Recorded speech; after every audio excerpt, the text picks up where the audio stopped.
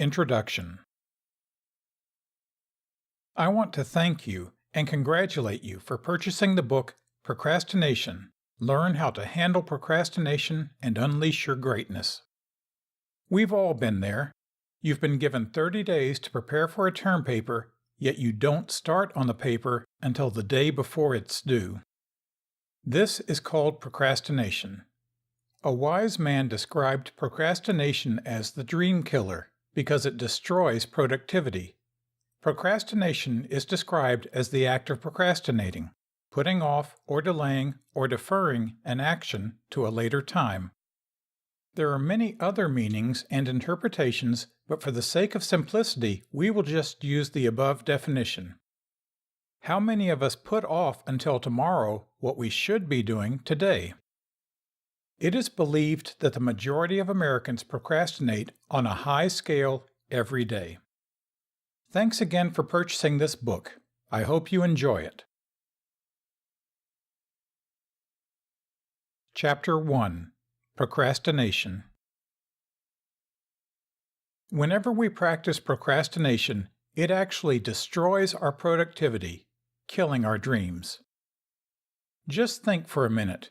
What can you possibly accomplish that's worth accomplishing if you fail to take action?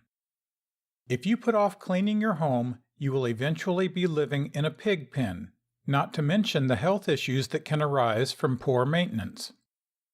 Another version defines procrastination as intentionally and habitually putting off what should be done. Notice that procrastination is intentional. So many people fool themselves into believing that procrastination is something that just happens without any human effort or contribution. This, however, is not true. You have to actively participate in order to procrastinate. When you know something needs to be done and you choose not to do it, you are actively participating and causing your own failure. Imagine if you felt that your body was just not functioning properly and you made plans to go to the doctor.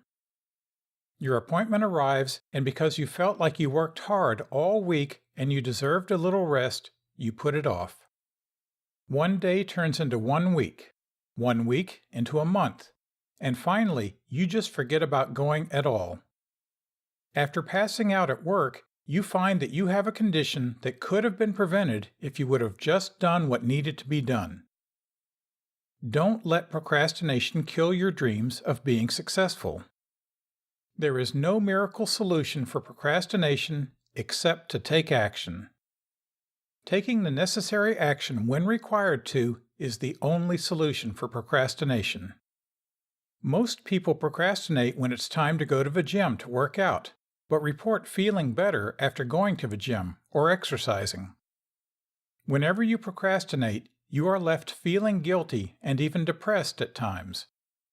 People who lack motivation to accomplish even minimal tasks have been found to be borderline depressed or manically depressed. You will always feel better after you get things done. Procrastination adds to depression and can cause one to experience bad health, bad relationships, failing grades, and poor work performance, which can lead to the loss of one's employment. No one wants to experience these things happening to them, so why do they procrastinate? Recognizing procrastination. The first step in overcoming procrastination is acknowledging that procrastination exists. You can't get victory until you first recognize that you have a problem. It's kind of like having a medical issue. You cannot get the needed treatment that's required until you first acknowledge and diagnose the issue. Then you can move on to treating the problem. Establish why you procrastinate. Understanding the why behind your procrastination moves you closer to overcoming it. Let's say you are putting off cleaning your house.